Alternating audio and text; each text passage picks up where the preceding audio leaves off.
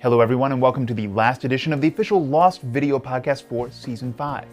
I don't know about you, world, but I am excited for the Lost season finale, and to prove it I've got my Lost t-shirt, my water bottle from the 100th episode, very cool, and I've got my calendar set to the date of the season finale, which is Wednesday, May 13th from 9 till 11 p.m. The title of the episode is, of course, The Incident. Before we get to the podcast proper, though, I also wanted to share with you some special behind-the-scenes footage from the Blu-ray high-def version of the DVD. The footage that you're looking at now is from the 100th episode celebration on the island with the Ace of Kate's crew. Of course, you can only get the full story on that Blu-ray edition of the DVD, which comes out December 8th, 2009. Now, though, we turn our attention to the season finale, and the million-dollar question for our podcast is, can Jack change the future? Enjoy.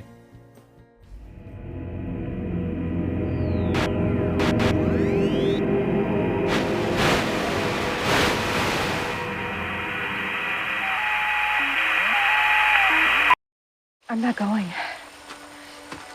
What? I'm gonna go back and find everyone else. I can't go any further with you, Jack. Not this time. Kate, you can't go back there now. They know about us. They tried to kill us. What are you trying to do? It feels good for Kate to disagree with Jack for once. She's disagreed with him many times, but she's never turned her back on him. Since when did shooting kids and blowing up hydrogen bombs become okay? The three of us disappeared off that plane and ended up here, ended up now, because this is our chance to change things.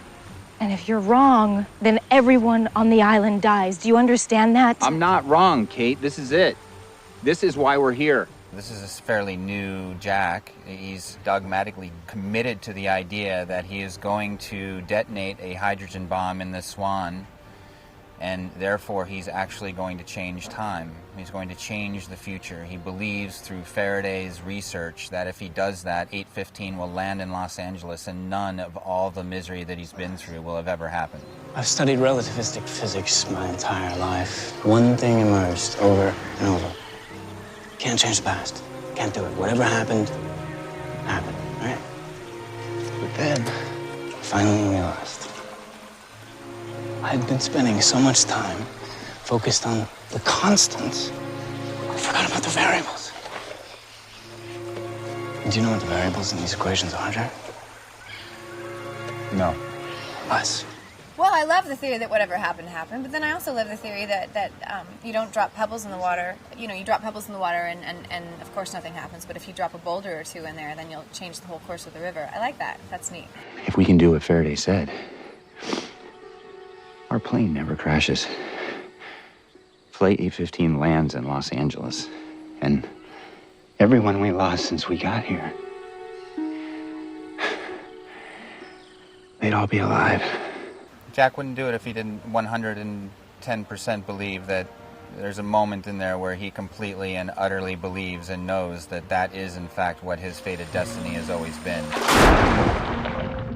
He really at this point believes that if he doesn't, that's his only salvation, is to complete what he's fated to do.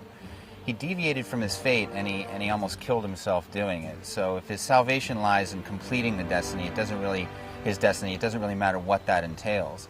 If the silver lining of that is that he can resurrect 5 or 6 people's lives that he feels responsible for, that's going to sit pretty well with him as well.